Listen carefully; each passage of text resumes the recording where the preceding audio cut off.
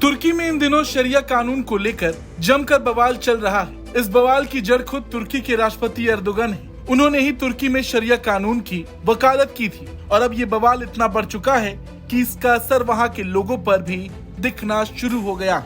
मुस्लिम बहुल देश तुर्की में महिला वकील फैजा अल्टून द्वारा शेयर की गई फारसी कविता ने एक नई बहस छेड़ दी है। फैजा अल्टून तुर्की की जानी मानी वकील है। कविता को शरिया पर हमला और वकील फैजा अल्टून को धर्म या सांप्रदायिक मतभेदों के आधार पर घृणा फैलाने के आरोप में हिरासत में ले लिया गया है, जिससे तुर्की में धर्मनिरपेक्ष और इस्लाम को लेकर विवाद छिड़ गया है। वर्तमान में 99% से ज्यादा आबादी मुस्लिम होने के बावजूद तुर्की एक धर्मनिरपेक्ष देश है। 1924 में संवैधानिक संशोधन के बाद से तुर्की एक धर्मनिरपेक्ष देश बना। तुर्की का कोई आधिकारिक धर्म नहीं है। तुर्की का संविधान सभी धर्मों और आस्थाओं के प्रति समान सहिष्णुता की बात करता है। अल्टून ने सोशल मीडिया प्लेटफॉर्म एक्स पर बयान जारी करते हुए कहा कि उसने किसी के बारे में कुछ भी आपत्तिजनक नहीं लिखा। जिसे आप शरिया कानून कहते हैं, मेरे लिए वो तालिबानी मानसिकता है जो सड़क पर चल रही महिलाओं पर पत्थर फेंकने की हिमायती है। मैं अपनी बातों पर अडिग हूँ। तालिबानी मानसिकता इस देश में लागू नहीं होगी।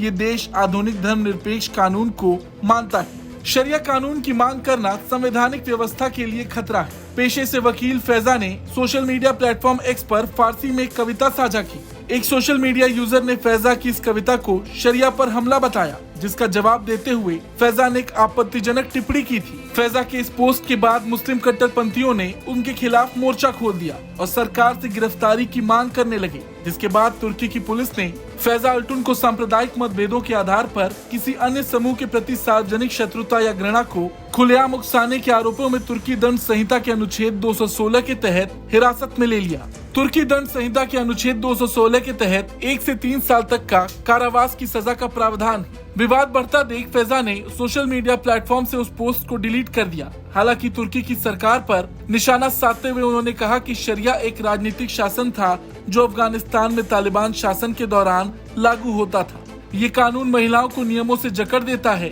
और धर्मनिरपेक्षता और संवैधानिक व्यवस्था को खत्म कर देता है। वहीं तुर्की की कोर्ट ने फैजा को शर्तों के साथ रिहा कर दिया, जिसके तहत अगले आदेश तक फैजा तुर्की से बाहर नहीं जा सकती हैं। वहीं 2 सप्ताह में 2 बार पुलिस के पास जाकर रजिस्ट्रेशन कराना होगा, जिससे ये ज्ञात रहे कि वो देश से बाहर नहीं गई।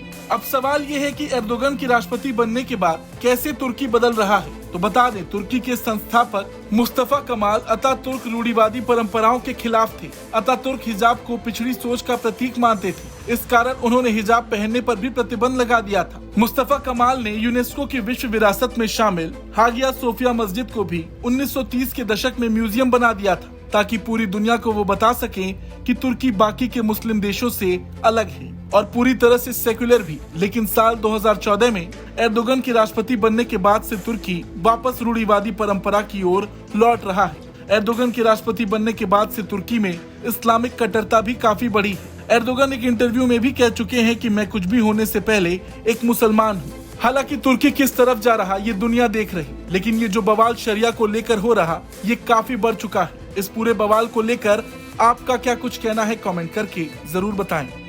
ब्यूरो रिपोर्ट, भारत तक।